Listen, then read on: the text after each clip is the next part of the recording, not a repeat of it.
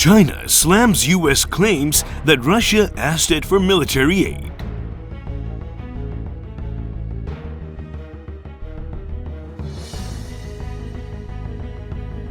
Russia has reached out to China for military supplies and aid, US says, as Putin's invasion of Ukraine stumbles. Jake Sullivan, National Security Advisor, who suggested Russia wants Beijing to help relieve sanctions pressure. Sullivan, who will meet Chinese diplomats today, warned of consequences if Beijing tries to bail out Putin. It came as Ukraine and Russia both hailed progress in peace talks in first hint that Putin is looking to end war. Sullivan warned Russia it will face the full force of NATO if a member state is attacked after an airstrike just a few miles from the Polish border struck a base housing foreign fighters and equipment.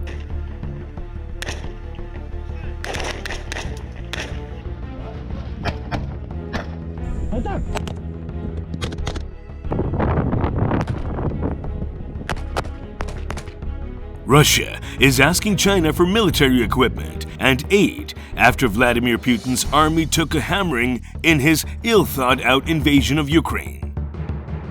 Putin had expected to take the country in a lightning offensive lasting just a few days, but in the face of dogged opposition, is still fighting almost 3 weeks later, leading to stockpiles of some weapons, such as guided missiles, running low, and heavier than expected losses of tanks, armored vehicles, helicopters, and aircraft.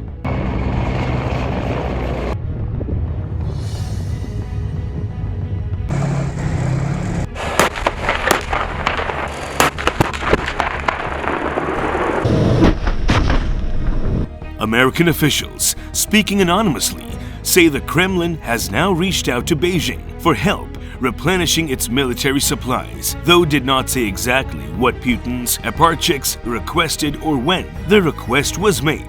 Western nations have been supplying Ukraine with a steady stream of anti-tank and anti-aircraft weapons. Moscow may also be asking Beijing for help skirting punishing Western sanctions imposed over the invasion, prompting U.S. National Security Advisor Jake Sullivan, who is due to meet his Chinese counterpart in Rome today, to warn Beijing against providing relief to Russia, saying there would be consequences to such a move.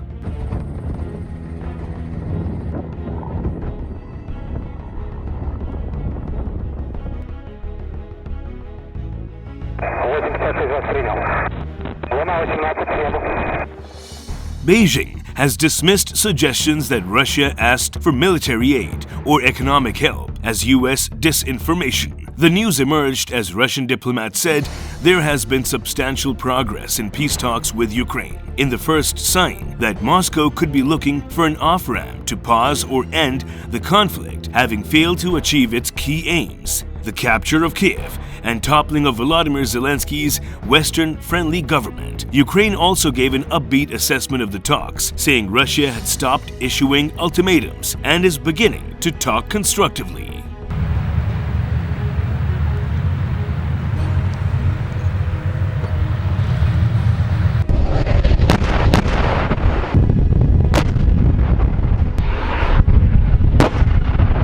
Russia's previous demands had been that Ukraine give up its bid to join NATO, recognize Crimea as part of Russia, and recognize the Donetsk and Luhansk regions as independent. Neither side gave any hint of what progress had been made or what an eventual day may look like. It is difficult to see how such a deal would work in practice. Russian-backed forces in the Donbas region of Ukraine had failed to observe ceasefire agreements even before the war broke out, so questions will be raised over whether Moscow's men will observe such a deal this time around.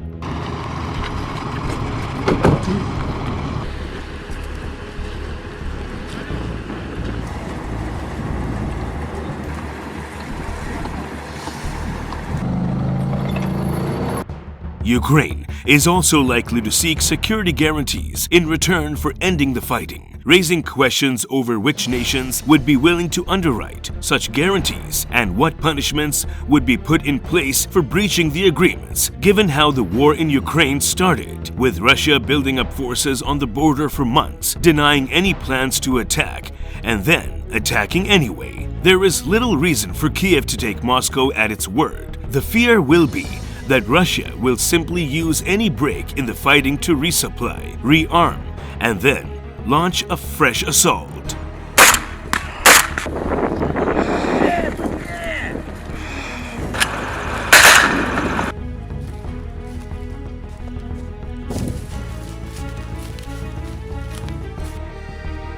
There are few signs on the ground that fighting could be nearing an end, as Kiev came under a fresh bombardment early Monday following a Russian airstrike on the military base just a few dozen miles from the Polish border on Sunday, threatening to drag NATO into war. Sullivan warned after that strike, which targeted a base hosting foreign fighters and Western military equipment, that Putin would feel NATO's full force if a member state, such as Poland, was attacked.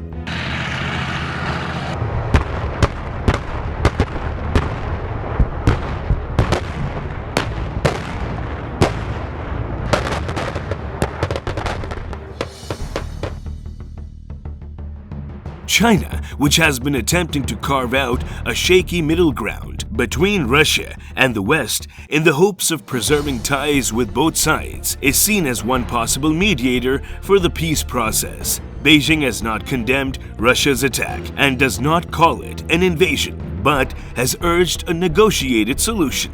China is deeply concerned and grieved on the Ukraine situation. Liu Pengyu, the Chinese embassy spokesperson in Washington, said, adding that he was not aware of any suggestions China might be willing to help Russia.